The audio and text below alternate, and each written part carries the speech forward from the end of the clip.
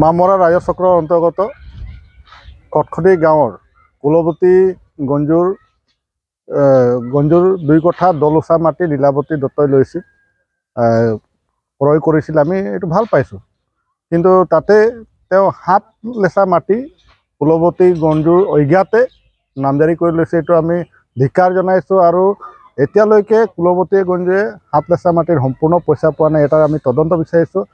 যিহেতু এই 7 লেচা মাটিটো কুলৱতী গঞ্জুৱে ভুৱন প্ৰসাদক বিক্ৰী কৰিছিলে। এতিয়া ভুৱন প্ৰসাদে তাত বহি আছে আজি কেইবাবছৰ ধৰি। গতিকে এই সম্পূৰ্ণ বিষয়টো আমি তদন্ত বিচাৰিছোঁ, কাৰণ তাত এটা এৱাই ঘৰ আছে আৰু এটা শৌচাগাৰো আছে চৰকাৰী। তো কিদৰে এই মাটিটো বিক্ৰী কৰা হ'ল আৰু লীলাৱতী দত্তই কিভাৱে 7 লেচা মাটিটো অতিৰিক্ত নামজাৰি কৰিলে, সম্পূৰ্ণ এটা তদন্ত বিচাৰি আজি জিলা আয়ুক্ত চৰাইদেউৰ আমি স্মাৰকপত্ৰ সদৌ অধিবীজ ছাত্ৰ সন্থাই প্ৰদান কৰিছোঁ। আৰু পৰৱৰ্তী আমি যিটো তদন্ত আছে এই তদন্তলৈ আমি বাট চাইছোঁ। নহ'লে আমি সদৌ অধিবীজ ছাত্ৰ সন্থা এটা ন্যায় বিচাৰি জিলা উপায়ুক্তক স্মাৰকপত্ৰ প্ৰদান কৰিবলৈ সিদ্ধান্ত গ্ৰহণ কৰিছোঁ।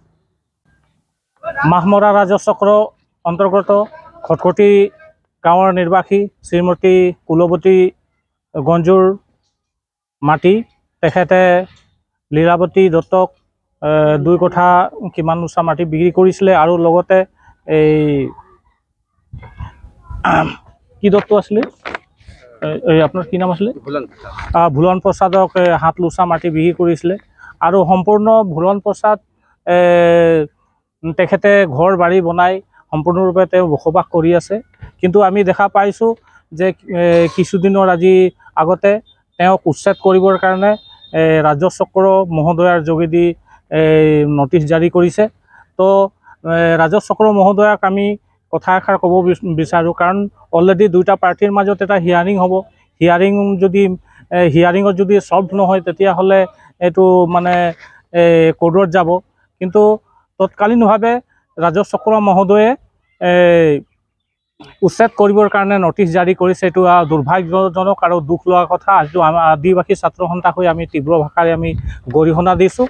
আৰু যদি আমি আজি অতিৰিক্ত উপায়ুক্তক আমি এখন স্মাৰকপত্ৰ দিছোঁ, আমি ভাল এটা কিবা মানে এই 2টা পৰিয়ালৰ মানে এটা বিহিত ব্যৱস্থা ল'ব বুলি।